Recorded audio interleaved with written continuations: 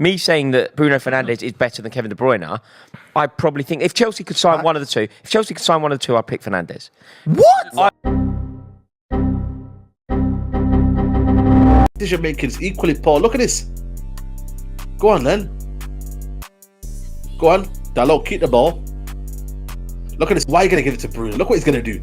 Look what he's going to do now. Watch this. Watch this. Look at this guy!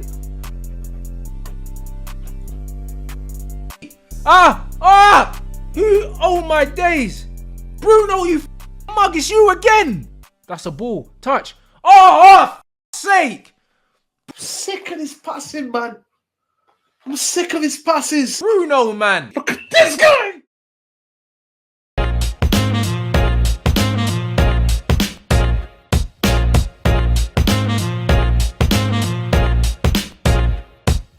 Right, hello there everyone, welcome back to James Redmond TV and welcome to another Redmond Roundup. Now listen, before the Manchester United fans get into the comments down below and says, oh, you dirty little scouser, Mohamed Salah's being crap and oh, you don't know nothing about football because you said Mane's the best player in the world. This isn't supposed to be a competition between my players and your players, and in fact the title isn't even based on what my opinion is. I'll reveal my opinion at the end, but the title of the video is Bruno Fernandes is a flop. And the reason why I've titled it that way is one, because you're here, and two, because I think it's actually a really honest conversation that I think we can all have. I think Bruno Fernandes had such a big impact when he first joined to Manchester United. Very similar to Salah. When Salah first joined Liverpool, he got all those numbers and people questioned, can he sustain it? Now, Salah more than sustained his numbers. He never got the same goals tally, but he still scored 30 plus goals in multiple different seasons since. He's won multiple trophies for the team.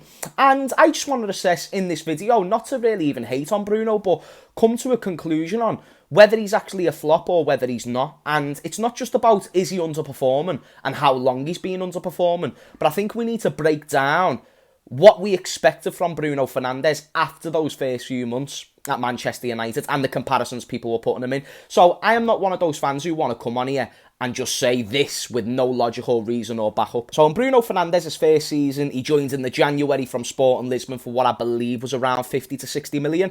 14 games played, 8 goals scored and 7 assists. I think in the first season, that's a great return. I remember the impact that Bruno made instantly on a team that needed an impact at the time. And he came in, he got goals, he got assists, and people were a big fan. What impressed me most about Bruno Fernandes, though, was the following season, because I think the following season in the Premier League, this is just Premier League statistics, he got 18 goals and 12 assists. In itself, from any midfielder, regardless of your role, that is impressive. And the one thing I will say about that season, let me know if you agree, Man United fans, I thought Bruno was playing very high up the pitch. I remember, like, towards the end of that season, I saw the average positioning between him and Firmino. Firmino was, like, in the midfield for average position, and Bruno was literally playing basically as a striker in that number 9, trying to play the false 9 role, but really just getting on the end of chances and being an outlet. And clearly he was, from a creative standpoint, sounds enough. He was feeding Rashford some really good chances and he was getting goals himself. And I think that's what created the conversations of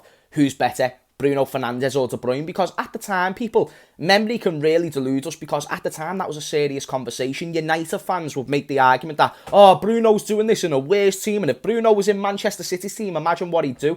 Now that is true, but we're talking about who's the better player, not who gets the better statistics. And I believe we've been seeing the past couple of seasons from Bruno, because let's dissect it. Bruno has not been injury prone. Yes, he's had a change in manager, but this dip in form began when he was under Ole Gunnar Solskjaer, which is who bought him, which is where Bruno had that amazing bright spark when he first joined. Ole Gunnar Solskjaer then goes, we bring in Ralph Rangnick, the club's in a bit of a weird position. If Bruno doesn't kick on, we'll just wait until we finally get a manager who's going to be the long-term option. And then they go ahead and get Erik ten Hag, and ever since Ole Gunnar Solskjaer left, and even before that, Bruno Fernandes hasn't been the same. In the 21-22 season where United finished second in the Premier League, he got 10 goals and 6 assists, again, not too bad. And then if we break it into this year, 8 games and 1 goal in the Premier League. As a matter of fact, he's actually got 4 goals this season and 3 of them come for Portugal. Let me know what that says to you in the comments down below, people, because I do believe that based on that alone, the one thing that was giving Bruno so much credit was those numbers, was those goals, was those assists. And the one thing that I think he was always lacking was that all-round performance. The way I see Bruno Fernandes is that he's going to work hard for the team. He says the right things. He articulates himself brilliantly in interviews, and that's one thing I'll give to him. And I do think he definitely has a place in that Manchester United squad as an option, as someone who, even if you don't use him as a bench warmer, just someone who suits certain games. But I don't think he should be the main outlet for Manchester United like what he was in the first season.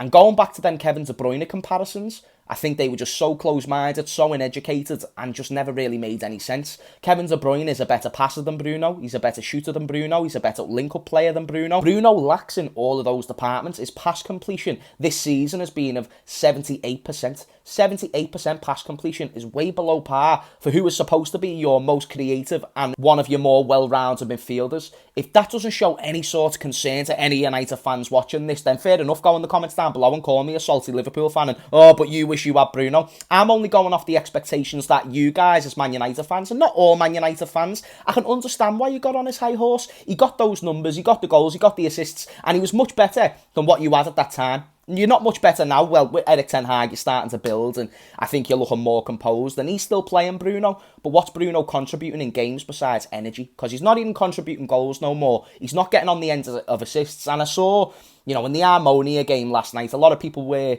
frustrated with Bruno. A lot of people were sound with Bruno, and they were like, well, oh, but he could have got 3 assists in the first half. And as true as that may be, Salah could get 5 goals, 6 goals a game if he scores all the chances that he receives, but he doesn't get that because it's not just about volume, it's also about precision. And if Bruno Fernandes is going to create these chances, they've got to be so pinpoint to the point where you can say he's better than someone like Kevin De Bruyne. He got the assist for Rashford in the Arsenal game, and I remember that specifically. That was a very lucky chance that was received for Rashford because the ball weren't the greatest and Arsenal were very open defensively, so it was just about finding space. And now what's even worse for the Bruno sort of fan club is that they don't even have the stats to help out Bruno no more. So he's always been below par in terms of passing. He's never had the best percentage when it comes to tackling players, so his defensive game could do with significant improvement. His finishing is inconsistent is what I'll say. He can score a banger, but he also has a tendency to skyer over the bar. And then when you see the fact he's gone from 18 goals and 12 assists in a Premier League season to 10 goals and 6 assists in the 21-22 season, and then 1 goal and 1 assist in 8 games this year, yeah, he can pick that up. Yeah, he can increase those numbers, but he's not improving the all-round team. Manchester United have been playing better collectively, but you wouldn't say Bruno's been the bright spark. I think Eriksen has had a bigger influence, and I think other players have as well. So again, going back to the expectations that United fans have set themselves for Bruno when they were comparing him to Kevin De Bruyne, and imagine what Bruno would do in a big team where they were winning trophies, and yeah, maybe he'd get a few more numbers. But what's he doing in the all-round game? Because United are better now. Collectively as a team, I'm sure that's something that we can agree on, and Bruno Fernandes isn't getting numbers. But when United were terrible and you had to rely on one main outlet, therefore we're giving Bruno a lot of the ball and a lot of the chances, and that's why he was so high up the pitch, that's where he was getting numbers. So is it to do with the system at that time benefiting Bruno Fernandes? He got that good start, got the goals. Ollie realised, you know what, let me just basically play him as the number 9 or the second man to a striker and providing the chances. And now that we're seeing a manager who's more pragmatic, more versatile, wants to use all of his players as a more harmonious, in a more harmonious way, Bruno Fernandes is not getting the same impact as what he was before. And I do think there's a ticking time bomb for Bruno Fernandes and his time at Manchester United. I think he'll keep him because he's on a lot of wages a week. And I don't think Bruno wants to lose the opportunity he's got now, because I think he knows he's not getting better than Manchester United, because I think he knows his ability. I think he believes he can get the goals back and the assists back, but I think while he's under Erik ten Hag, stylistically, that's not going to suit Bruno. And I think when you compare him to the expectations that was originally set, he's nowhere near. So let me go back to the title of the video. Is Bruno Fernandes a flop? And bear in mind, I've brought stats, I've brought progression, I've brought a long case study. I'm not just suggesting this off the past 5-10 games. And a lot of people might just think, oh, you're only saying this because we played Harmonia last night. No, I've gave you the case study over multiple seasons, and I am suggesting that Bruno Fernandes is definitely a flop. He's got to be. And I think a lot of fans have got to agree with that. He can get better, he can prove me wrong, but to this point, where he's 3.5 seasons in, I think he's a flop. He never went better than what he did in his first season. Everyone thought Salah was going to be a one-season wonder. What's Bruno gone and done? Being a one-season wonder. Yet I'm seeing Eriksen coming right into the team and making an impact overall. Antony getting involved with goals, but he's also helping overall. Sancho, he links up the play and stuff like that. He brings a bit more better football overall. And I think for an Erik ten Hag team, you will benefit much more without Bruno Fernandes in it. And it's not just off the basis of last night's game. But again, I am open to discussion. I create these Redmond roundups to open discussion in the comments down below. And if you think I'm deluded, let me know, mate, and we can have a proper debate. And if you want me to get any Bruno fans on the channel so someone can question me on everything I've just said, I would be more than happy to do that, and I would never be afraid to have a footballing debate with anyone. I think I do it with some of the best in the game. I think I hold my own, and I think on this case I've got a point, but let me know what you think in the comments down below. Anyway, people, thank you for watching this video. Is Bruno Fernandes a flop, or am I just being a salty Liverpool fan who's just looking at stats? I don't know. Anyway, smash a like only if you enjoyed, and subscribe if you haven't already, and I will see you all in a busy. Peace out, people. Marino, that was you know, war. that was nasty. That was war. That was horrible, mate. But I think the Fergie Keegan one, right? I sort of No, remember. but you at got to have fisticuffs on the touchline, and I Wenger always Mourinho remember- went for it. But, you know, where did mind games start? It started with this rivalry, Fergie and Keegan, when he got inside Keegan's head, and Keegan, who was on his way to win the league, completely lost it, and that is why. That's like, for me, that's the original. Nutter. The original. original, not that. But that's the That original should drop. one. That beat should drop right now. That was a bad tune. That was the original, to me, that's the original big clash. Do you know what? I think you're right. I've put Pep and Klopp on here because I thought we had to. man. I thought that was like part of the... I thought that was part of the... No. This doesn't belong here. I hate that. I hate the way that belongs on there more. Tuchel Conte. I don't care if it was for 1 second. Pep and Klopp, Let's I don't get that like off. that. It's too nice, hugging each other hate after it. Kissing games. each other, telling each other how good they both Do you know are. what I'm so yeah. offended by it? I'm so offended. You know when Chelsea play and Chelsea play against West Ham? We have such antipathy towards West Ham United. Like, they are one of our biggest rivals. And you know when I see sort of Declan Rice and Mason, I know they're mates, but just pay me the courtesy of pretending that you're not. Wait till you Wait get till the off dressing camera. room And then go down and then go sexy fish together and order the black cod. Do what you got to do, right?